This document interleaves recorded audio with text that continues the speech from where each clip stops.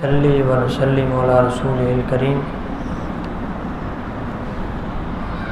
اما بعد فاعوذ باللہ من الشیطان الرجیم بسم اللہ الرحمن الرحیم قال اللہ تعالی فی القرآن المجید والفرقان الحمید ان اللہ وملائکتہ یصلون علی النبی یا ایھا الذین آمنوا صلوا علیہ وسلموا تسلیما اللہم صلی علی سیدنا و مولانا محمد وعلی آل سیدنا و مولانا محمد وبارک وسلم وصلی علیہ الصلاۃ والسلام علیک یا سیدی یا رسول اللہ الصلاۃ والسلام علیک یا سیدی یا حبیب اللہ الصلاۃ والسلام علیک یا سیدی یا نبی اللہ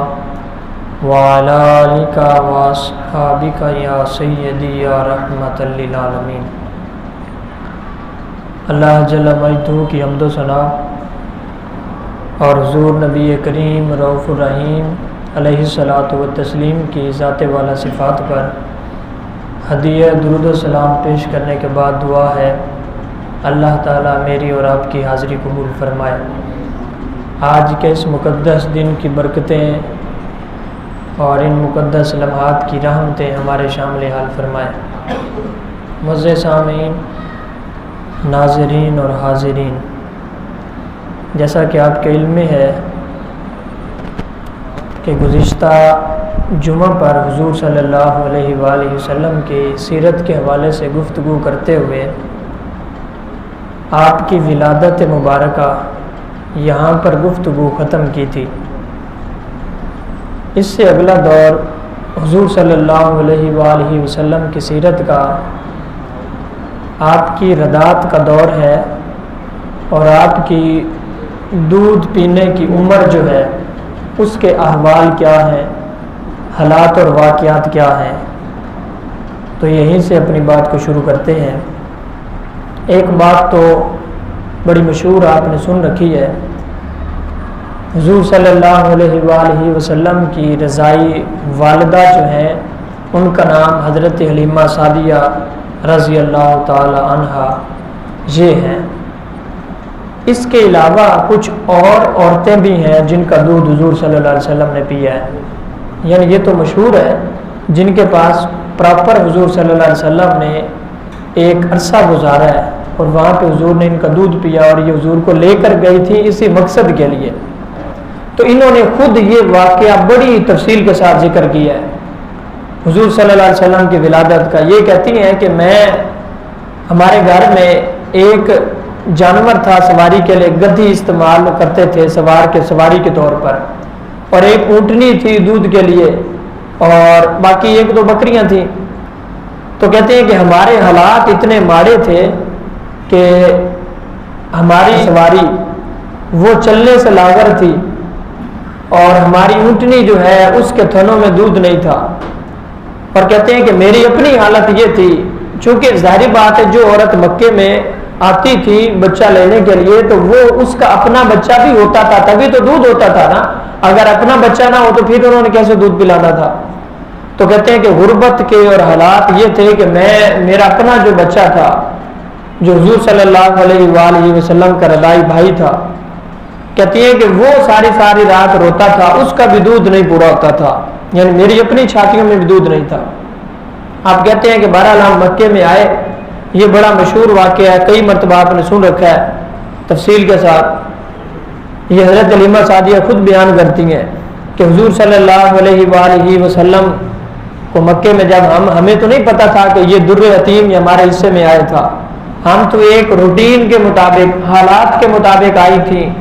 ایک روایت کے اندر یہ ہے کہ 10 عورتیں آپ کے ساتھ اور بھی تھیں، اور بھی یہ بعض نے مختلف تعداد بتائی ہے، یعنی یہ ان کا ایک طریقہ ہوتا تھا کہ وہ بچہ لے کر جاتی تھی اور اس کو دودھ پلاتی تھی ایک مدت تک، اور اس کی اجرت کے طور پہ جب بچہ واپس کرتی تھی تو بچے والے انہیں کچھ عطا کرتے تھے۔ یہ ان کی ایک آمدن کا ذریعہ بھی تھا اس دور کے حالات کے لحاظ سے۔ تو کہتے ہیں کہ اور عورتیں بھی آئیں، لیکن جو بھی حضور صلی اللہ علیہ وآلہ وسلم کے پاس جاتی تھی تو اس لیے چھوڑ کے آگے کہیں اور چلی جاتی تھیں کہ یہ بچہ تو یتیم ہے، اور یتیم بچہ ہے تو اس کے ماں باپ ہیں نہیں، تو اس کو ہم دودھ پلائیں گے تو ہمیں اجرت کون دے گا، یا پھر اگر اجرت دیں گے بھی صحیح تو اس درجے کی اجرت نہیں ملے گی کہ وہ بچہ جس کا ماں باپ زندہ ہو تو وہاں سے اچھی اجرت ملے گی۔ کہتے ہیں ہم نے جب حضرت آمنہ کے پاس گئی تو ہمیں یہ بچہ مل گیا، ہم لے کے آ گئے، بڑا تفصیل کے ساتھ لمبا واقعہ ہے، آگے وہ کئی مرتبہ آپ نے سنا ہے، پھر اس کی برکات وہیں سے ظاہر ہونا شروع ہو گئی۔ آپ کہتے ہیں کہ وہ میری سواری جو پہلے چل نہیں سکتی تھی اور اس کی وجہ سے مجھے تانے دیتی تھیں کہ تمہاری وجہ سے ہمارا قافلہ بھی لیٹ ہوتا ہے، تو اب اس کی رفتار ایسے تھی جیسے اس کو پر لگ گئے ہو۔ میں خود حیران تھی اور وہ دوسری عورتیں بھی حیران تھی، وہ کہتی تھی حلیمہ یہ سواری بدلی ہے، کیا مسئلہ ہے، پہلے تو چلتی نہیں تھی۔ تو حضرت حلیمہ مسکرا کے کہتی تھی سواری تو وہی ہے، بس سوار بدلا ہے، سواری وہی ہے، سوار بدلا ہے جس کی برکت ہے۔ آپ پھر کہتی ہیں کہ ہم گھر میں پہنچے تو میں نے حضرت محمد رسول اللہ صلی اللہ علیہ وسلم کو، حضور کو میں نے اپنی چھاتی کے ساتھ لگایا دودھ پلانے کے لیے، تو کہتے ہیں کہ ایک طرف سے حضور نے دودھ پیا اور پھر میں نے دوسرے پستان کی طرف دوسری طرف حضور کو کیا تو حضور نے دودھ نہیں پیا، چونکہ اللہ کے نبی تھے اور ان کو علم تھا کہ میرا ایک اور بھائی بھی ہے وہ بھی شیر خوار ہے۔ تو کہتے ہیں کہ جب تک حضور شیر خوار رہے اور ان کا بھائی تھا، حضور ایک طرف سے دودھ پیتے تھے، دوسری طرف کرنے کے باوجود بھی آپ دودھ نہیں پیتے تھے۔ اب آپ کہتے ہیں کہ میں خود اتنی بیمار اور لاغر اور کمزور تھی کہ ایک بچے کا دودھ نہیں پورا ہو سکتا تھا جو میرا اپنا ذاتی بیٹا تھا۔ تو کہتے ہیں کہ حضور صلی اللہ علیہ وآلہ وسلم نے جس دن سے حضور صلی اللہ علیہ وسلم کو میں نے دودھ پلایا ہے تو کہتے ہیں کہ میری چھاتیاں دودھ سے بھر آئیں، میرے دوسرے بیٹے نے بھی پیٹ بھر کے دودھ پیا، جو ساری رات روتا تھا اب وہ خراٹے مار کے سو رہا تھا۔ یہ حضور صلی اللہ علیہ وآلہ وسلم کی آپ کی برکات ہیں۔ اور پھر حضرت حلیمہ کہتی ہیں کہ پھر میں نے حارث کو کہا جو حضور کے رضائی باپ ہیں، ان کا نام حارث ہے، یہ بھی بعد میں مسلمان ہو گئے تھے، کہتے ہیں کہ ان کو کہا کہ دودھ جو ہے اونٹنی کا 2 کلے ہے، کہتے وہ اونٹنی جس کا دودھ ہوتا نہیں تھا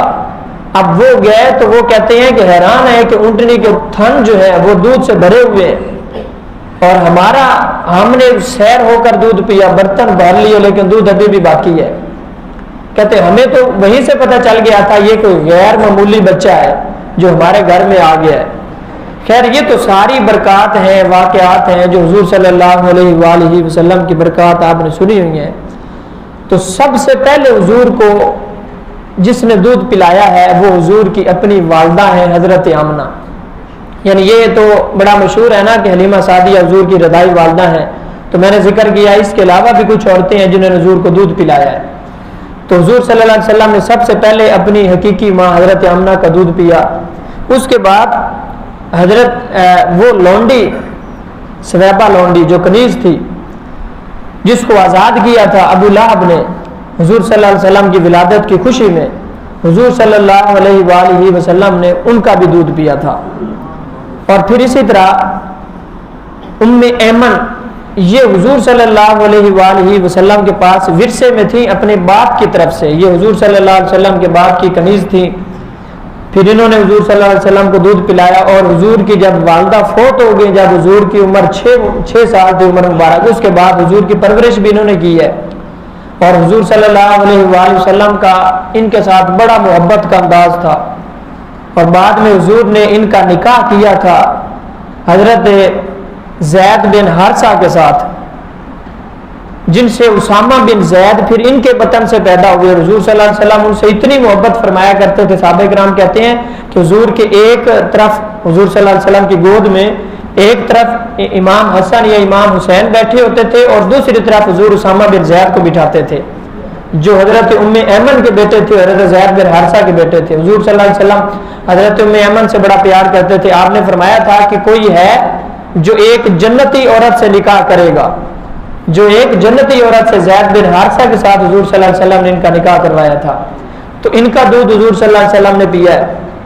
پھر آخر میں پراپر جو حضور صلی اللہ علیہ وسلم 2-2.5 سال کا عرصہ بلکہ 4 سال تک پھر حضور صلی اللہ علیہ وسلم حضرت حلیمہ سعدیہ کے پاس رہے ہیں، ان کا دودھ پیا، چونکہ زیادہ عرصہ انہیں کے پاس رہے ہیں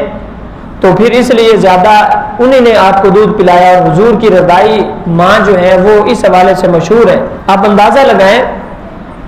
حضرت حلیمہ سعدیہ فرماتی ہیں کہ ہم تو شروع سے ہی پہچان گئے تھے، بھانپ گئے تھے کہ یہ بچہ جو ہے کوئی غیر معمولی بچہ ہے۔ پھر آئے روز کوئی نئی چیز سامنے آتی تھی اور کوئی نیا واقعہ سامنے آتا تھا جو ہمیں حیران کر جاتا تھا۔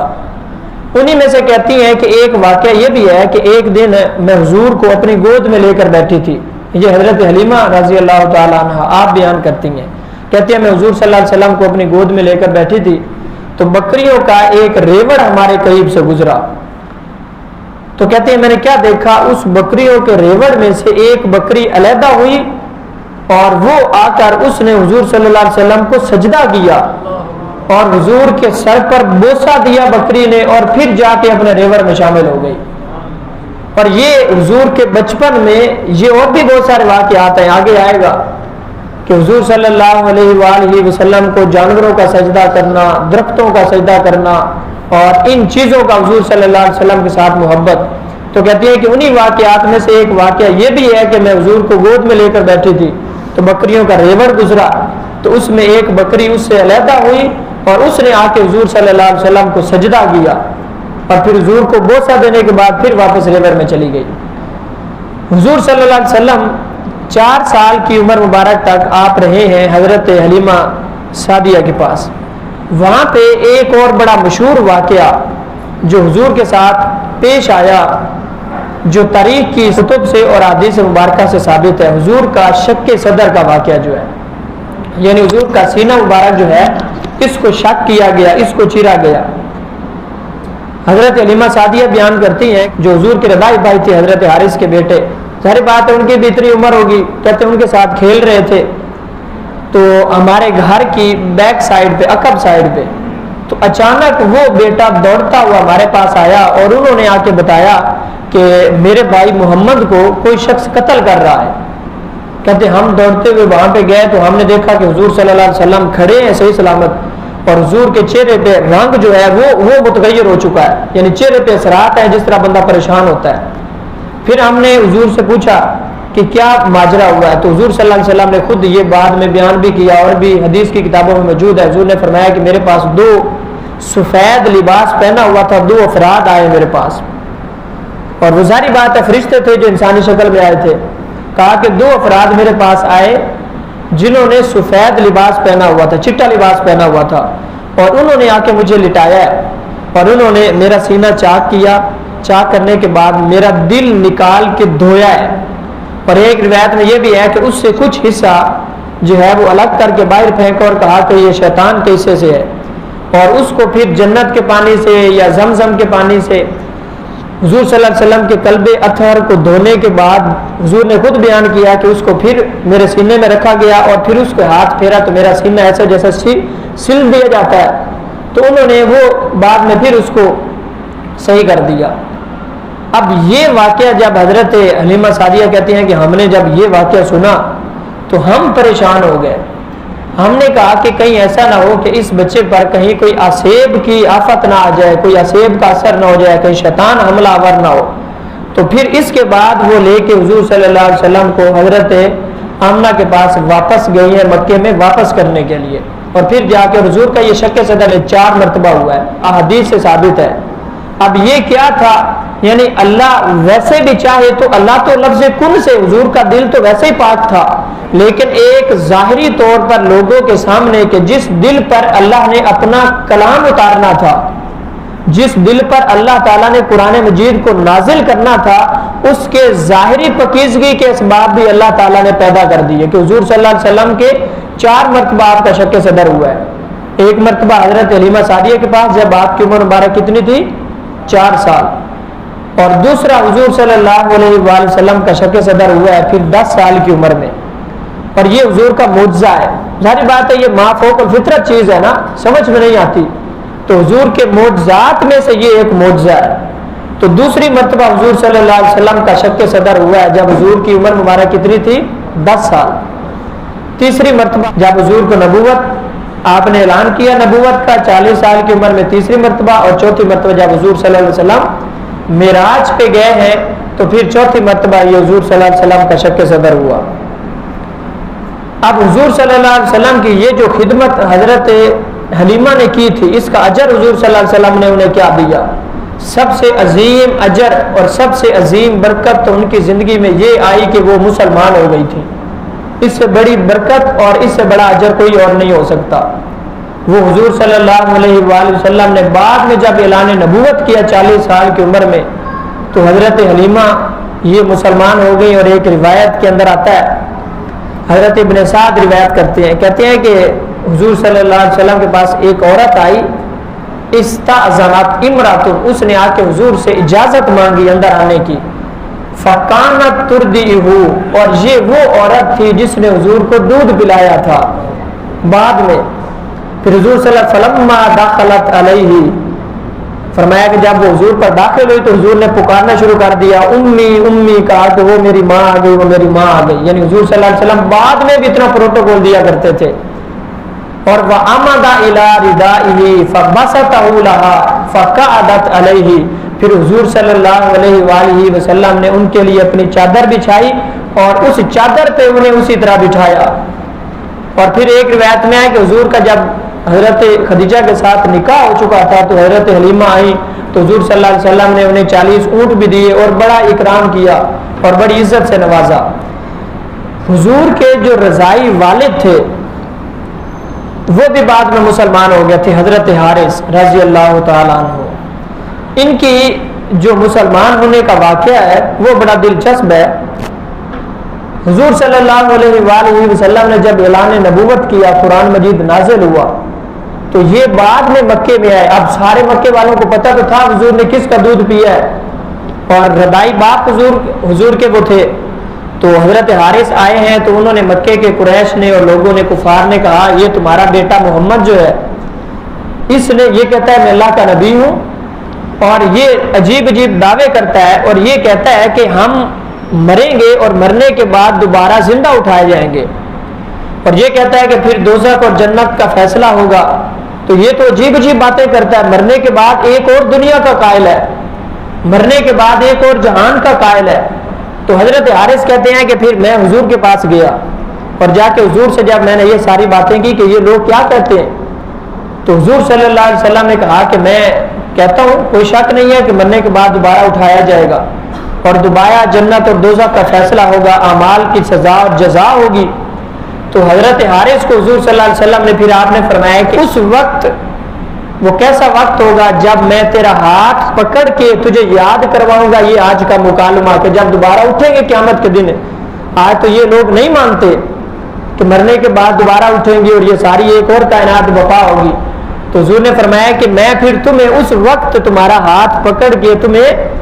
یاد کرواؤں گا کہ یہ ہماری جو بات چیت ہوئی تھی۔ حضرت حارث کا دل وہیں پہ نرم ہوا اور اسلام کے لیے آپ کا دل کھل گیا، آپ نے کلمہ پڑھ لیا۔ اور پھر صحابہ کہتے ہیں کہ حضرت حارث جو حضور کے رضائی باپ تھے بعد میں صحابی ہو گئے، مسلمان ہو گئے، پھر یہ اکثر کہا کرتے تھے روض العنف میں اور دیگر سیرت کی کتابوں میں، کیا کہتے تھے؟ لو قد اخذ ابنی بجدی، کہتے ہیں کہ اگر قیامت کا دن میرے بیٹے نے میرا ہاتھ پکڑا، جو حضور نے فرمایا تھا نا کہ آج تو نہیں مانتے،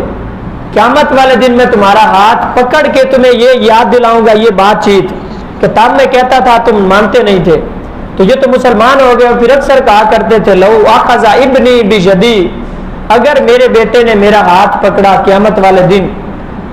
فعرفنی، اور پھر مجھے یہ بات یاد بھی دلائی، ما قالا، جو ہمارے درمیان یہ مکالمہ ہوا ہے، پھر کہتے ہیں کہ مجھے یقین ہے لم یرسلنی انشاءاللہ حتی یدخلنی الجنہ، پھر کہتے ہیں کہ مجھے یقین ہے کہ تب تک میرا ہاتھ چھوڑیں گے نہیں جب تک مجھے جنت میں داخل نہیں کر لیں گے۔ یہ حضرت حارث پھر اکثر بعد میں فرمایا کرتے تھے کہ اگر حضور نے میرا ہاتھ قیامت والے دن پکڑ لیا اور مجھے یہ بات یاد دلائی تو مجھے یقین ہے انشاءاللہ پھر تب تک میرا ہاتھ نہیں چھوڑیں گے جب تک مجھے جنت میں داخل نہیں کر لیں گے۔ یہ تو خیر حضور صلی اللہ علیہ وسلم کے رضائی والد کے حوالے سے میں نے ایک بات آپ کے سامنے ذکر کر دی ہے۔ تو حضور صلی اللہ علیہ وآلہ وسلم کو جب واپس آ کے حضرت عمہ کے حوالے کیا، جب حضور 6 سال کے ہوئے ہیں تو پچھلے جمعہ پر میں نے عرض کیا تھا، وہ تفصیل کے ساتھ واقعہ آپ سن چکے ہیں کہ حضور صلی اللہ علیہ وسلم کے والد جو تھے حضرت عبداللہ، یہ جب سفر شام پہ گئے ہوئے تھے تجارت کے لیے تو ان کا وصال ہو گیا تھا۔ حضور صلی اللہ علیہ وسلم ابھی تک اپنی ماں کے پیٹ میں تھے، تو ان کی جو قبر تھی وہ مدینے میں تھی۔ مدینہ تو ابھی نہیں تھا، ابھی تو یثرب تھا۔ یثرب کے اندر ان کی قبر تھی اور وہ ننیال تھے حضرت عبداللہ کے، ننیال کا علاقہ تھا۔ تو حضرت آمنہ نے پھر ارادہ کیا، حضور صلی اللہ علیہ وسلم کی والدہ نے رضی اللہ تعالی عنہ،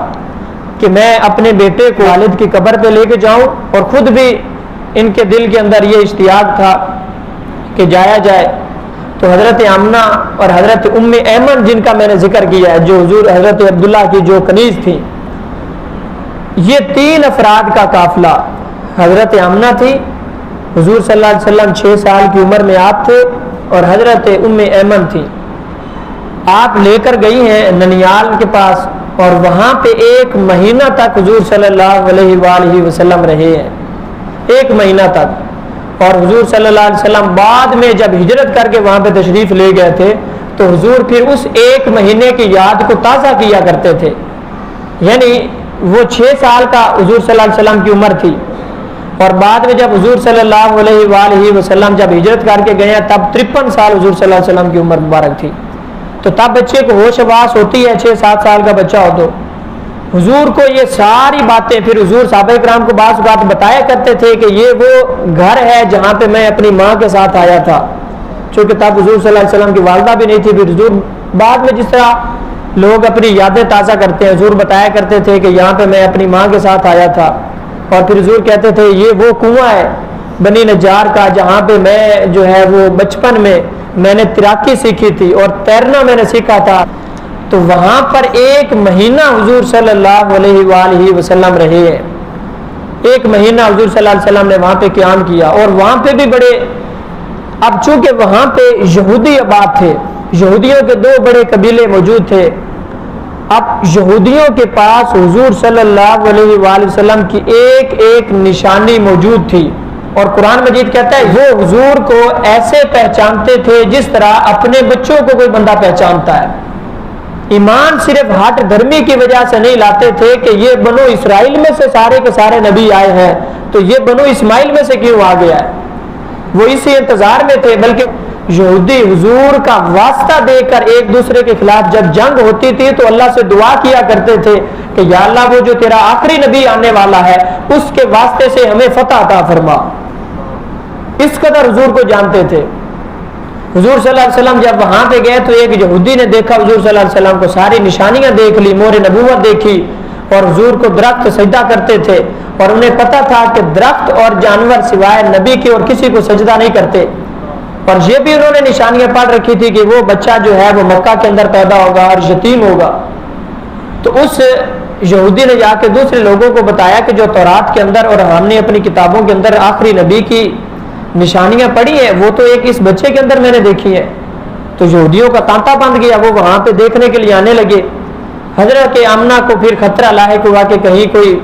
واقع یا ہونا نہ ہو جائے، پھر آپ نے واپس آنے کا فیصلہ کیا۔ اب جب واپس حضرت آمنہ وہاں سے چلی ہیں تو مدینے سے تھوڑے فاصلے پر ایک مقام آتا ہے، ابوا اس جگہ کا نام ہے۔ وہاں پہ آپ کی طبیعت خراب ہوئی جو کہ سنبھل نہ سکی، اور وہیں پہ آپ جو ہے وہ اللہ کو پیاری ہو گئی۔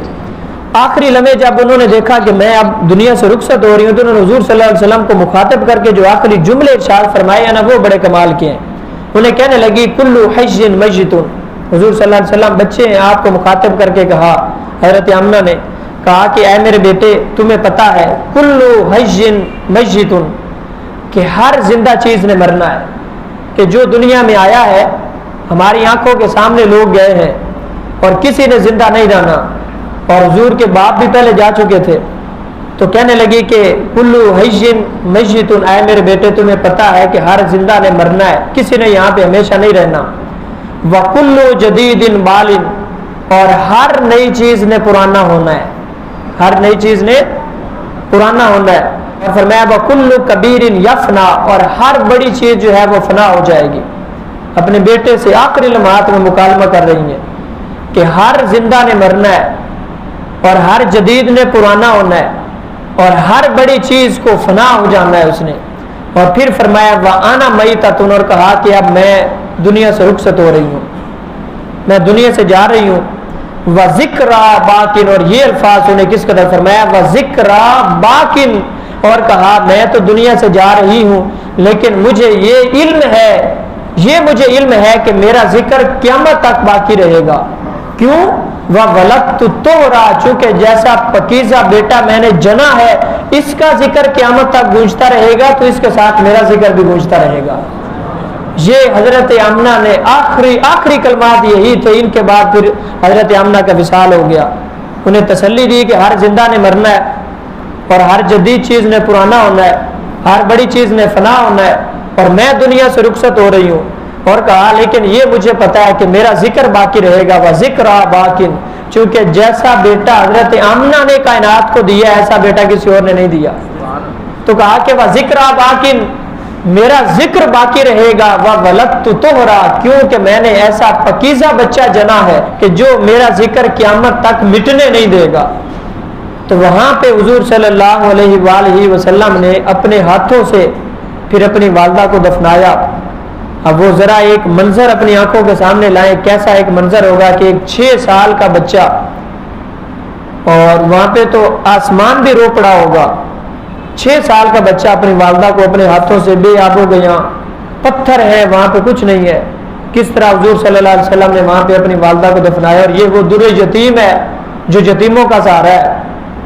اور یہ حضور صلی اللہ علیہ وآلہ وسلم ہے جن کے اوپر دکھوں اور غموں کا پہاڑ توڑا جا رہا ہے، اور حضور صلی اللہ علیہ وسلم غم گسار ہے. خیر حضور صلی اللہ علیہ وسلم وہاں پہ دفنانے کے بعد حضرت ام ایمن جو آپ کے ساتھ تھیں، آپ واپس مکے میں آ گئے. حضور صلی اللہ علیہ وسلم کی تب عمر مبارک 6 سال تھی. تو 6 سال کی عمر سے لے کر پھر آگے 8 سال کی عمر تک حضور صلی اللہ علیہ وسلم حضرت عبد المطلب کی گود میں آ گئے، اور مکمل پھر یہ 2 سال انہوں نے حضور صلی اللہ علیہ وسلم کی پرورش کی ہے. اور حضور حضرت عبد المطلب کے ویسے تو 10 بیٹے تھے اور 6 بیٹیاں تھیں، اور پھر آگے ان کی بھی کثیر تعداد تھی، یعنی ایک بڑی تعداد میں آپ کے پوتے اور نواسے اور پوتیاں اور نواسے موجود تھے. لیکن حضرت عبد المطلب کا جو محبت کا انداز حضور صلی اللہ علیہ وسلم کے ساتھ ہوتا تھا وہ اور کسی کے ساتھ نہیں تھا. حضور صلی اللہ علیہ وسلم بڑی محبت فرماتے، حضرت عبد المطلب بڑی محبت فرماتے تھے حضور صلی اللہ علیہ وسلم کے ساتھ. 8 سال جب آپ کی عمر مبارک ہوئی، 8 سال کی عمر میں، تو حضور صلی اللہ علیہ وآلہ وسلم کے عبد المطلب جو آپ کے دادا کا سایہ آپ کے سر پہ تھا وہ بھی اٹھ گیا. اب حضور صلی اللہ علیہ وآلہ وسلم کے چچا جو ہیں حضرت ابو طالب، حضور صلی اللہ علیہ وآلہ وسلم ان کی کفالت میں آئے. پھر ایک لمبا عرصہ تک حضور صلی اللہ علیہ وآلہ وسلم کی انہوں نے کفالت کی ہے، اور انہوں نے حضور صلی اللہ علیہ وسلم کا نبوت اور رسالت میں بھی ساتھ دیا ہے. صلی اللہ علیہ وآلہ وسلم کی انہوں نے کفالت کی ہے، اور حضور صلی اللہ علیہ وسلم سے جو محبت کا اور حضور کی پرورش کا حضرت ابو طالب کا انداز تھا وہ کسی سے ڈھکا چھپا نہیں ہے. اور آخری دم تک جب تک ان کا وصال نہیں ہوا انہوں نے حضور صلی اللہ علیہ وسلم کو، اور آخری 10 سال جب حضور نے اعلان نبوت کیا ہے اس سے پہلے تو کوئی پریشانی نہیں تھی حضرت ابو طالب کے لیے، چونکہ پورے مکے میں ڈنکا بجتا تھا، ہر کوئی تعریفیں کرتا تھا کہ ابو طالب تمہارا بھتیجا کتنا اچھا ہے،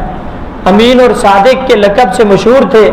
اور جب حضور صلی اللہ علیہ وسلم نے اعلان نبوت کیا تو یہ سب کچھ آپ کا دشمن ہو گیا. یہ 10 سال پھر حضرت ابو طالب کے لیے بڑی آزمائشوں کے تھے اور بڑے مشکل تھے. آپ کو پتہ ہے کہ اللہ تعالیٰ نے فرمایا نا کہ رحلۃ الشتاء والصیف، کہ مکے کے لوگ سال کے اندر ایک سردیوں کا سفر کرتے تھے، ایک گرمیوں کا سفر کرتے تھے، ایک ملک شام کی طرف اور ایک یمن کی طرف. یہ 2 سفر کرتے تھے، تجارتی سفر.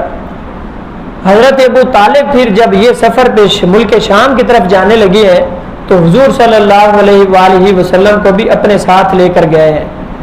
وہاں پہ ایک شہر ہے بصرہ، اس شہر کا نام ہے بصرہ، ایک الگ شہر ہے بصرہ اس شہر کا نام ہے. وہاں پہ ایک راہب تھا اور جرجیس اس کا نام تھا، ویسے مشہور بحیرہ راہب کے نام سے بڑا مشہور تھا. اور وہ کبھی بھی اپنے چرچ سے اور گرجے سے باہر نہیں نکلتا تھا، عیسائی پادری اور بڑا راہب تھا. اور اس نے یہ سارے واقعات پڑھ رکھے تھے اور سن رکھے تھے، ایک اللہ کا نبی آئے گا اور اس کی یہ نشانیاں ہوں گی. اور حضور صلی اللہ علیہ وآلہ وسلم کا گزر اور اس قافلے کا گزر جب اس کے قریب سے ہوا نا تو وہ پہلی مرتبہ اپنے گرجے سے باہر آ گیا اور اس نے سارے قافلے کو بلایا. جب سارا قافلہ وہاں پہ چلا گیا اس نے جا کے حضور کے سر پہ ہاتھ رکھا اور اس نے کہا کہ اس بچے کا ولی کون ہے؟ تو حضرت ابو طالب نے کہا کہ یہ میرا بھتیجا ہے، میں اس کا ولی ہوں. بحیرہ راہب نے پہچان لیا، اس نے حضور کی مہر نبوت دیکھی، اس کے نام نشانیاں پوچھی، مکے سے ساری چیزیں. انہوں نے کہا کہ اس کو آپ ملک شام میں نہ لے کے جائیں، اگر یہودیوں کو علم ہو گیا وہ اس انتظار میں ہے کہ وہ نبی کب آئے، لیکن ان کے ذہن میں ہے کہ وہ نبی بنی اسرائیل سے آئے گا تو ہم اس پر ایمان لائیں گے. اب یہ تو بنو اسماعیل سے آ گیا ہے تو اس لیے وہ بغض اور اناد کی وجہ سے کہیں نقصان نہ پہنچائے. تو انہوں نے کہا کہ تمہیں کیسے پتہ چلا ہے؟ اس راہب نے کہا، بحیرہ راہب نے، اس نے کہا کہ جب تم وہاں گھاٹی سے اتر رہے تھے تو میں نے ایک منظر دیکھا ہے، وہ یہ ہے کہ جب تم اس گھاٹی سے اتر رہے تھے تو کوئی پتھر ایسا نہیں تھا، کوئی درخت ایسا نہیں تھا جس نے اس بچے کو سجدہ نہ کیا ہو، اور پتھر اور درخت سوائے کسی نبی کے اور کسی کو سجدہ نہیں کرتے. تو مجھے لگتا ہے یہ وہی نبی ہے جو اللہ نے آخری نبی آخری زمان اپنی پہلی کتابوں میں، اور جس کا ذکر حضرت عیسیٰ نے بھی کیا، قرآن نے پھر اس کا ذکر کیا ہے کہ میرے بعد ایک نبی آئے گا اسمہ احمد، جس کا نام احمد ہوگا. تو حضور صلی اللہ علیہ وآلہ وسلم کو پھر حضرت ابو طالب جو ہے وہ پھر ملک شام اپنے ساتھ نہیں لے کے گئے. جب ساری باتیں ہو گئی واپس مکے میں بھیج دیا اور اس طرح پھر حضور صلی اللہ علیہ وسلم ایک مرتبہ پھر واپس مکے میں آ گئے. اگلے جمعے سے انشاءاللہ یہیں سے آگے شروع کریں گے. اللہ تعالی ہم سب کو حضور صلی اللہ علیہ وسلم کی سیرت پڑھنے کی اور عمل کرنے کی توفیق عطا فرمائے.